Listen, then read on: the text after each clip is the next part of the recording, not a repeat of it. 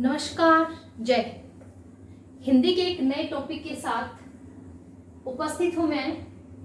हिंदी का टॉपिक आज का हमारा रहेगा क्रिया।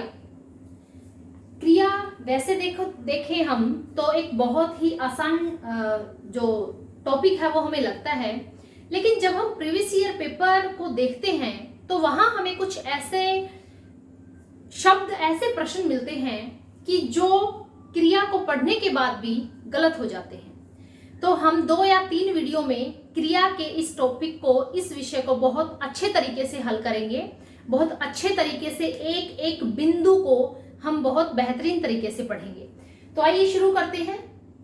सबसे पहली बात तो क्रिया होती क्या है। जैसा कि मैंने आपके सामने लिखा है, मैंने एक बहुत विस्तृत जो परिभाषा है वो लिखी है ताकि एक एक चीज को अच्छे तरीके से समझा जाए। अगर हम सिंपल भाषा में कहें कि क्रिया क्या होती है, किसी कार्य के करने या होने का जब बोध होता है किसी शब्द से तो वो क्रिया है। सिंपल, किसी कार्य के करने या होने का बोध जिस पद से, जिस शब्द से होता है उसको क्रिया कहते हैं।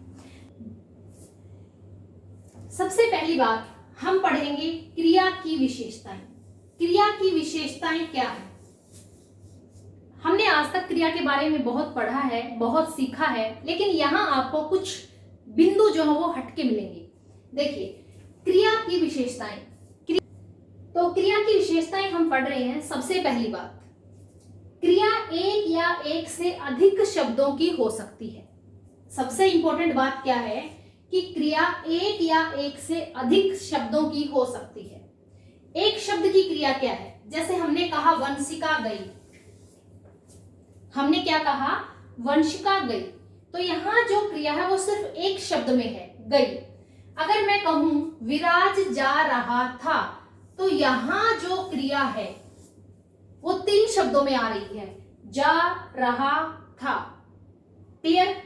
आगे अगर मैं बात करूं, क्रिया वाक्य के अंत में भी आ सकती है और वाक्य के बीच में भी आ सकती है। ध्यान रहे, जैसे मैंने लिखा कि समर ने वीर को बुलाया।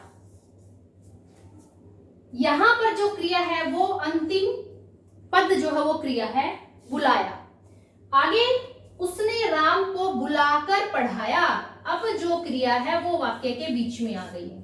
ध्यान रहे, क्रिया वाक्य के अंत में भी आ सकती है, वाक्य के बीच में भी आ सकती है, जैसा मैंने आपके सामने उदाहरण प्रस्तुत किए। उसके बाद बात करें क्रिया क्या है। क्रिया एक विकारी शब्द है। विकारी शब्द का मतलब क्या है कि क्रिया के ऊपर लिंग, वचन, पुरुष काल का प्रभाव पड़ता है। जब हम वाक्य में लिंग, वचन, पुरुष काल के अनुसार परिवर्तन करेंगे तो क्रिया में भी परिवर्तन होंगे। देखिए, फॉर एग्जाम्पल मैं आपके सामने एक उदाहरण लिख रही हूं। देखेंगे कि क्रिया एक विकारी शब्द है। मैंने लिखा राम पढ़ता है। क्रिया क्या है? पढ़ना क्रिया होगी। मैंने लिखा सीता पढ़ती है। अब क्या हुआ? जब वाक्य में कर्ता पुल्लिंग था तो क्रिया पुल्लिंग के अनुसार प्रयुक्त हुई, और जब मैंने कर्ता स्त्रीलिंग लिखा यहां पे सीता, तो यहां पे क्रिया पे प्रभाव पड़ा। क्रिया ने अपना रूप बदल दिया, सीता पढ़ती है। तो इसलिए क्रिया क्या है? एक विकारी शब्द है। ये हम सारी क्रिया की विशेषताएं डिस्कस कर रहे हैं। अब आगे बात आती है, यदि वाक्य में कर्ता के साथ किसी कारक का विभक्ति चिन्ह न लगा हो, यदि किसी भी कारक चिन्ह का प्रयोग हमने वाक्य में नहीं किया है तो क्रिया का लिंग वचन कर्ता के अनुसार होगा। जैसे मैंने लिखा राम पढ़ता है, तो राम के बाद किसी भी कारक चिन्ह का प्रयोग नहीं है, राम के बाद कोई चिन्ह नहीं है, तो क्रिया क्या हुई? लिंग वचन कर्ता के अनुसार क्रिया का जो है कर्ता के अनुसार होगा, जो लिंग वचन है। राम है तो पढ़ता है आगे। अगर मैंने लिखा वंशिका है, लड़की है, तो पढ़ती आ गया। ठीक है, यानी कि यहाँ पे किसी भी प्रकार के चिन्ह का प्रयोग नहीं है तो क्रिया कर्ता के अनुसार होगी। आगे, अगर कर्ता के साथ कारक चिन्ह है तो क्रिया कर्म के अनुसार होगी हमेशा। ठीक है, जैसे हमने पढ़ा राम ने, तो राम के बाद हमने कारक चिन्ह लगाया, तो राम ने पुस्तक पढ़ी। तो अब जो क्रिया है पढ़ी, वो किसके अनुसार है? वो पुस्तक कर्म के अनुसार है। यहाँ पुस्तक क्या है? कर्म। तो क्रिया क्या है? कर्म के अनुसार। क्यों है? क्योंकि कर्ता के साथ हमने विभक्ति चिन्ह जोड़ दिया है। क्लियर? अंडरस्टैंड? अब इसके बाद बात करते हैं, अगर हमारी क्रिया, अगर कर्ता और कर्म दोनों के बाद विभक्ति चिन्ह है, ध्यान रहे, अगर कर्ता और कर्म दोनों के साथ विभक्ति चिन्ह है तो क्या होगा? अगर 6 नंबर पे हम बात करें, अगर कर्ता व कर्म दोनों के साथ विभक्ति चिन्ह है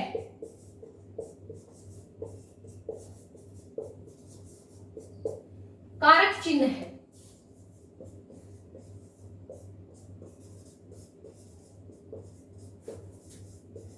तो क्रिया पे क्या असर होगा? दोनों के साथ अगर कारक चिन्ह है तो क्रिया हमेशा एक वचन पुल्लिंग में आएगी। हमेशा किस में आएगी? एक वचन पुल्लिंग में। फॉर एग्जाम्पल, राम ने रवि को बुलाया।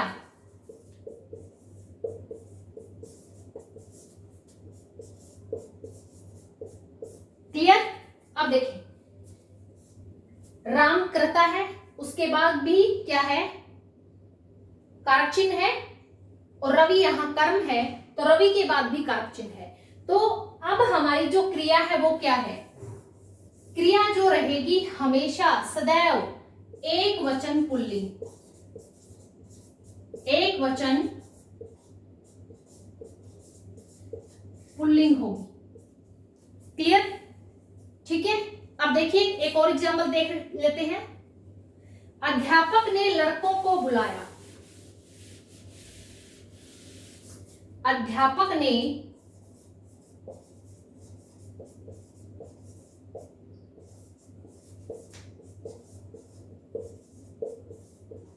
लड़कों को बुलाया।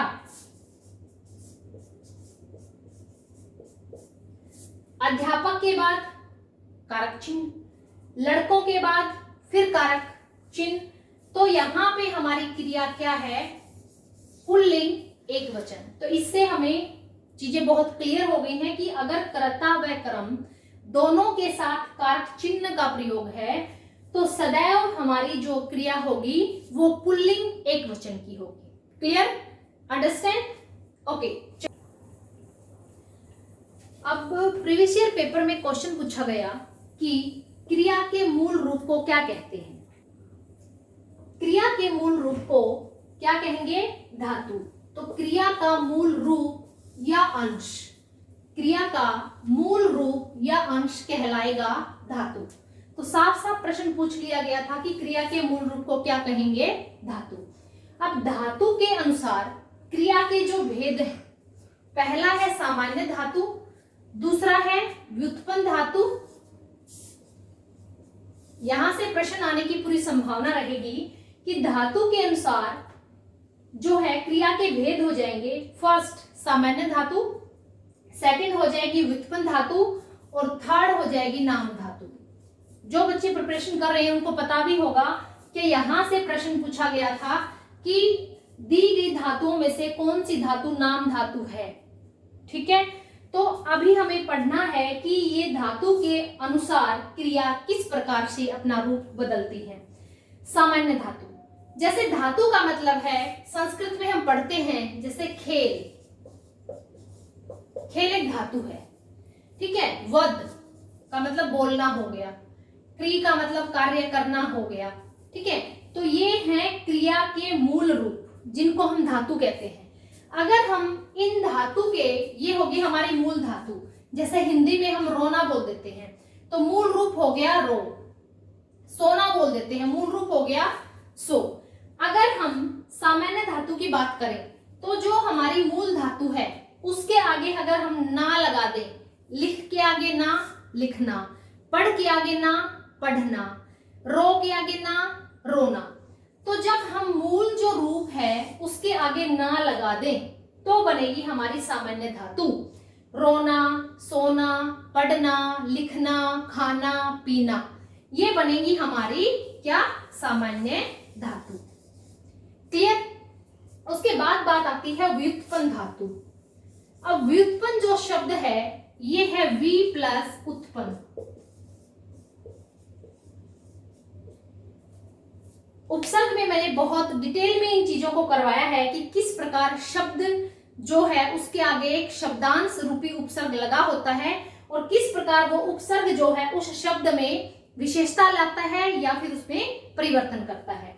तो वी का मतलब है विशेष रूप से उत्पन्न, विशेष रूप से उत्पन्न। तो व्युत्पन्न धातु का मतलब जैसे देखो रोना, रोना से विशेष रूप से हम क्या किस प्रकार से धातु बना सकते हैं?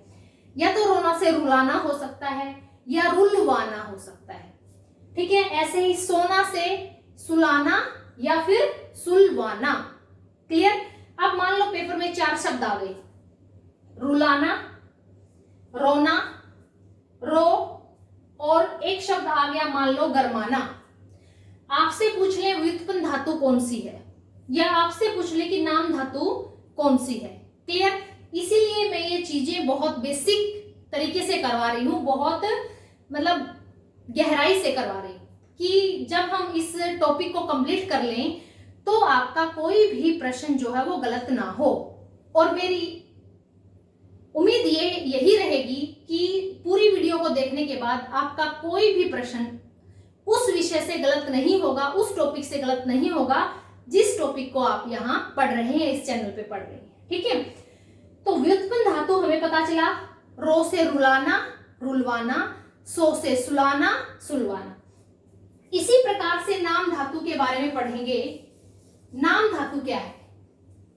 नाम धातु का मतलब है जहां संज्ञा, सर्वनाम व विशेषण शब्दों में, जहां संज्ञा, सर्वनाम व विशेषण शब्दों में प्रत्यय लगाकर, क्या लगाकर? प्रत्यय।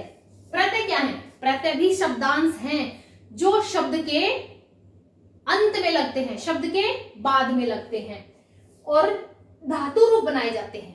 जैसे संज्ञा के साथ हमने एक संज्ञा ली महक, और उस महक संज्ञा से हमने धातु लगा दी तो क्या बना हमारा जो शब्द? नाम धातु क्या बनी? महकना।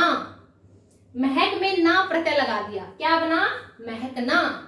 हमने विशेषण शब्द लिया गरम, गरम, और उससे हमने बनाई नाम धातु गरमाना। ऐसे ही हमने सर्वनाम लिया आप, और आप से हमने नाम धातु बनाई अपनाना। क्लियर? जैसे संख्या का कोई और भेद भी ले सकते हैं, बात, बात से बतियाना, लज्जा से, लाज से लज्जाना। क्लियर? तो इसी प्रकार से जब हम संख्या शब्द लेंगे और उसके आगे प्रत्यय लगा देंगे तो क्या बनेगा? नाम धातु। इसी प्रकार से जब विशेषण के आगे हम कोई प्रत्यय लगाएंगे तो भी क्या बनेगी? नाम धातु। और इसी प्रकार से जब सर्वनाम के बाद हम प्रत्यय लगाएंगे तो भी क्या बनेगी? नाम धातु। क्लियर? अंडरस्टैंड? अगर आपको स्क्रीनशॉट लेना है, अगर आपको नोट करना है तो आप नोट कर सकते हैं। ओके, तो आज हमने जो जो चीजें पढ़ी, क्रिया के बारे में पढ़ा, क्रिया की विशेषताएं पढ़ी, उसके बाद हमने धातु के बारे में पढ़ा, धातु के अनुसार हमारी जो क्रियाएं हैं उनके बारे में हमने विस्तार से चर्चा की, सामान्य धातु, व्युत्पन्न धातु और नाम धातु के बारे में विस्तार से चर्चा की। अब इससे आगे क्रिया का जो हम अध्ययन करेंगे अगली वीडियो में, कल इसी टाइम आपको अगली वीडियो जो है वो मिल जाएगी। तब तक वीडियो को देखते रहिए और अपने ज्ञान में वृद्धि करते रहिए। धन्यवाद। जय हिंद।